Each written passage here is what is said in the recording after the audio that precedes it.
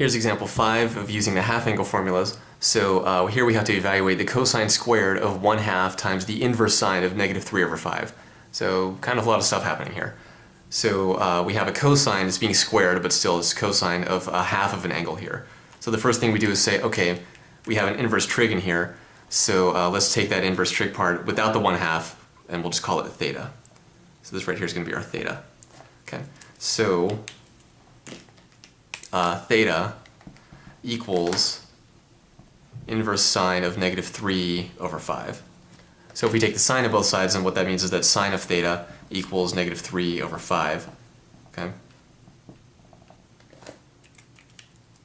So what do we have to do with that? Well, eventually we're going to have to use reference triangles. So we could do that right now, or what we could do is just try and proceed as far as we can, and then see, okay, well, are we going to get stuck somewhere? And yeah, we will if we don't do the reference triangle thing first, but that's totally fine. So let's go ahead and, we've done it like that before with the reference triangle first. So let's do the other thing first. So remember, there's two separate pieces to problems like this. There's the reference triangle part and then the actual evaluation part where we use the formula and evaluate. So let's start with the formula part and see how far we can go without actually doing the reference triangles yet.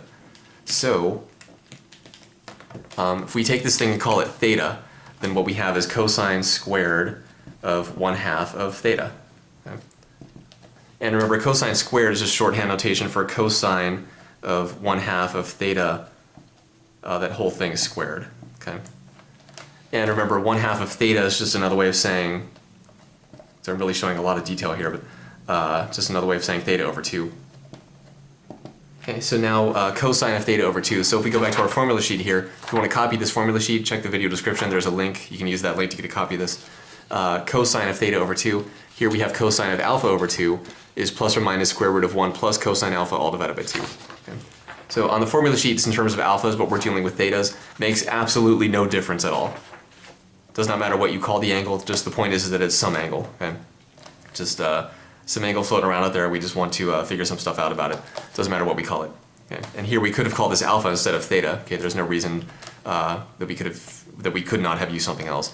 But anyway, okay, so cosine of theta over 2 is inside of this square brackets here. So that's plus or minus the square root of 1 plus cosine of theta, all divided by 2. And that's being squared. Okay? So since cosine of theta over 2 is plus or minus root 1 plus cosine of theta, all divided by 2, then if we square that, then we're just going to square this whole thing here. So normally we have to worry about, okay, what's positive, what's negative, or is it positive or is it negative? We don't have to worry about that here because we're squaring. So when we square it, it gets rid of the square root, which is nice, and also it just kind of kills the sign here, SIGN sign. So whether this is plus or minus, it's going to go away when we square it. So when we square, what we just end up with is 1 plus cosine theta, all divided by 2. Okay? And that's wonderful because that's relatively simple to evaluate, but we have to know, okay, what is cosine theta? And it's right here at this point that we get stuck and we have to go back and say, all right, now we got to do the reference triangle thing. So let's do the reference triangle thing. Okay, so, and why do we have to use reference triangles? Because inverse sine of -3/5, we cannot evaluate that any other way. So -3/5, it's not a nice number that's associated with the unit circle somehow, so we just can't directly evaluate that. So if we want to figure out the cosine of theta, we have to set up a reference triangle.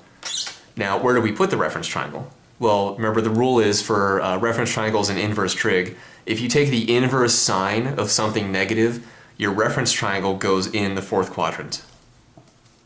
Okay, so x-axis, y-axis, let's remove that tail. Reference triangle in the fourth quadrant because we're doing the inverse sine of something negative. So here's our angle theta. Okay, now sine of theta is -3/5, which is opposite over hypotenuse, and we've done this a lot of times, especially in the more recent videos. It's kind of goofy to talk about opposites relative to this angle theta, but just think of it in terms of, or think of it as being relative to the reference angle for theta. And remember, that's just how reference angles and reference triangles work. Let's zoom in on that. If this is our angle theta here, then this is the reference angle for theta here. Okay. So opposite of that is this side right here, which we'll label 3, and then this right here is going to be 5, the hypotenuse. So, but also this is actually -3/5, so let's put the minus sign on the 3 here. And we've done that a bunch of times too, but just to refresh, why are we doing that? Well, if we don't have to do that, but if we don't do that, then we have to worry about, okay, we're in the fourth quadrant, so which trig functions are positive, which trig functions are negative. We got to be careful about that. But if we put the minus sign on here, we don't have to worry about that. It's going to be taken care of for us automatically. Why on the 3 and not the 5? Hypotenuse should always be positive, no matter what, no matter how you're doing it. And put it on the 3 because start at the origin, trace your way around the triangle, positive x direction, so this is x. Then from here we have to go in the negative y direction. So positive x direction, that's going to be some positive number. Then we go down in the negative y direction, so that should be a negative number. And then back around, hypotenuse is always positive, no matter how you're doing this. Hypotenuse is always positive no matter how you do it and no matter which quadrant you're in.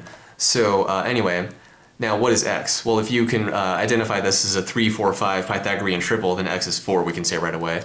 Or you could just use the Pythagorean theorem. X squared plus negative 3 squared equals 5 squared. Okay. So then x squared plus 9 equals 25. Subtract 9 from both sides. X squared is 16. Take the square root of both sides. X is plus or minus 4. But we already said that x has to be positive because we start at the origin, go right in the positive x direction if we trace around the triangle. So then this is going to be a positive number. So x is just going to be positive 4. Okay? Now why do we need that? Well, we need that so that we can actually get the cosine of theta. So what's the cosine of theta?